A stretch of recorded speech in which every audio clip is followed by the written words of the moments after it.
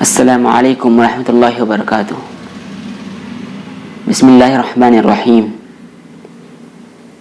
الحمدللہ والصلاة والسلام علی رسول اللہ اما بعد۔ نوجوان ساتھیوں، اللہ تعالیٰ نے ایک کائنات بنائی ہے، اور کائنات میں جتنی بھی چیزیں ہیں، جتنے بھی سیارے ہیں، سورج، چاند یا زمین کے جیسے جتنے بھی سیارے ہو، وہاں پر آبادی رہتی ہو یا نہیں رہتی ہو، سب کے سب اللہ تعالیٰ نے ہمارے لیے عبرت کے لیے بنائے ہیں۔ ہم کو ان نشانیوں کو دیکھ کر عبرت حاصل کرنے کے لیے کہا گیا ہے۔ اس چاند کو گہن لگنا، سورج کو گہن لگنا، یا اللہ کی نشانیوں میں سے ایک نشانیاں ہیں۔ جب نبی کریم صلی اللہ علیہ وسلم کے بیٹے حضرت ابراہیم کا انتقال ہو گیا تو لوگوں نے سوچا کہ نبی کریم صلی اللہ علیہ وسلم کے، اللہ کے نبی کے اولاد کے موت پر سورج کو غم ہوا اور گہن لگ گیا، مگر ایسا نہیں ہے۔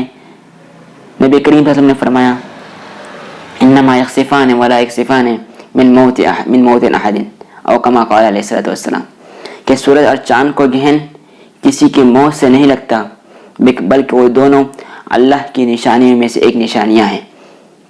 نبی کریم صلی اللہ علیہ وسلم کے زمانے میں چاند کا گہن ایک بار لگا اور سورج کا گہن بھی ایک بار لگا۔ موجودہ زمانے میں ہم دیکھ رہے ہیں کہ چاند گہن، سورج گہن ایک کے بعد دیگرے بار بار ہو رہے ہیں۔ پہلے زمانے میں کبھی کبھار ایک دیکھنے کو ملتا تھا، مگر آج کے زمانے میں ایک کے بعد دیگرے یہ چیزیں نظر آ رہی ہیں۔ ہم کو اس سے کیا سبق ملتا ہے؟ ہم کو ان چیزوں سے سبق حاصل کرنے کی ضرورت ہے۔ ہم کو یہ غور کرنے کی ضرورت ہے، جو اللہ سورج کو مشرق سے نکال رہا ہے، وہ کل کہیں اور رخ سے نکال سکتا ہے۔ یہ سورج کا اور چاند کا بار بار گہن لگنا بلکہ ہمارے لیے ایک الارم دے رہا ہے کہ توبہ کرو، اس وقت سے پہلے توبہ کرو جب سورج مغرب سے طلوع ہوگا۔ مگر ہم ان چیزوں سے عبرت حاصل کرنے کے بجائے، ان چیزوں سے سبق حاصل کرنے کے بجائے، ان چیزوں سے اپنی زندگیوں میں بدلاؤ لانے کے بجائے ہم ان چیزوں پر غور نہیں کرتے، صرف لائٹلی لیتے ہیں، صرف سائنسدانوں کی بات ادھر ادھر کے سن لی، بات ختم۔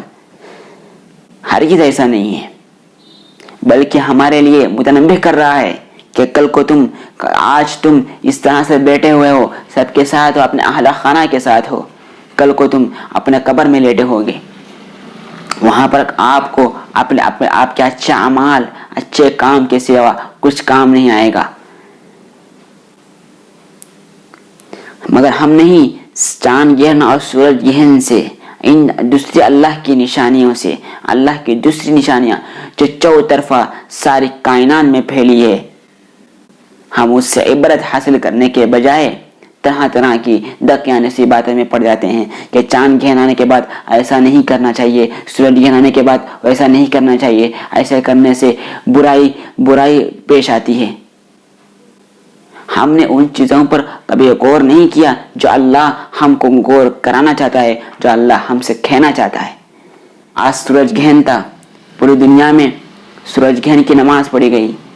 ہم کو اس موقع پر کہا گیا کہ کثرت سے استغفار کیا کریں، مسجدوں میں جا کر نماز پڑھیں، مگر ہم دنیا میں اور دنیا کی چیزوں میں اتنی مست ہے کہ ہم کو نہ اپنے اخلاق کی تربیت کی، نہ دینی تربیت کی، نہ اپنے اولاد کی تربیت کی، نہ اپنے مستقبل کی فکر ہے، نہ اس بات کی فکر ہے کہ قبر کے جانے کے بعد ہمارا کیا ہوگا، نہ محشر میں ہمارا کیا ہوگا۔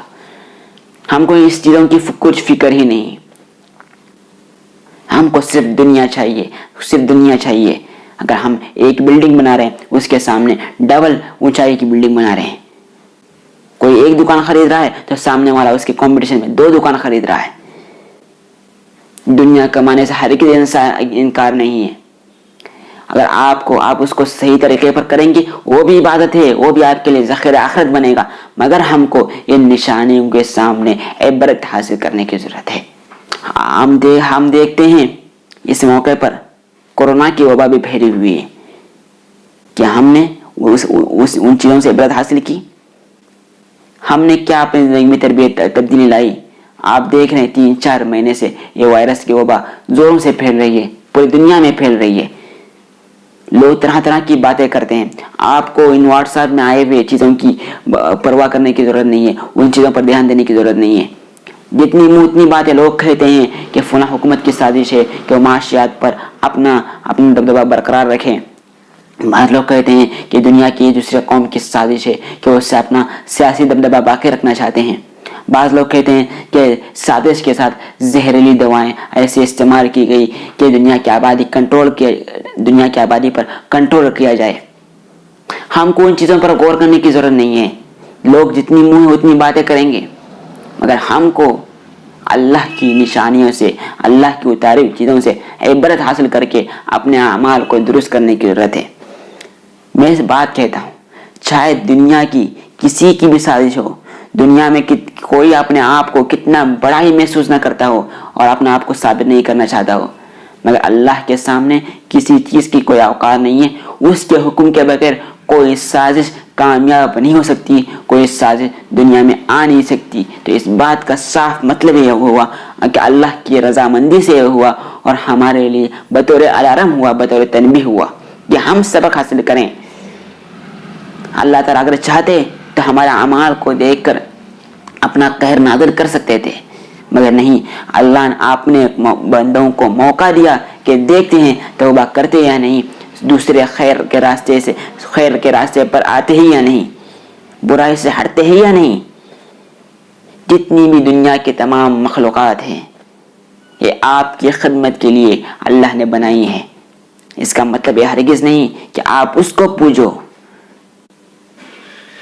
बल्कि आप उसको इबरत हासिल करो।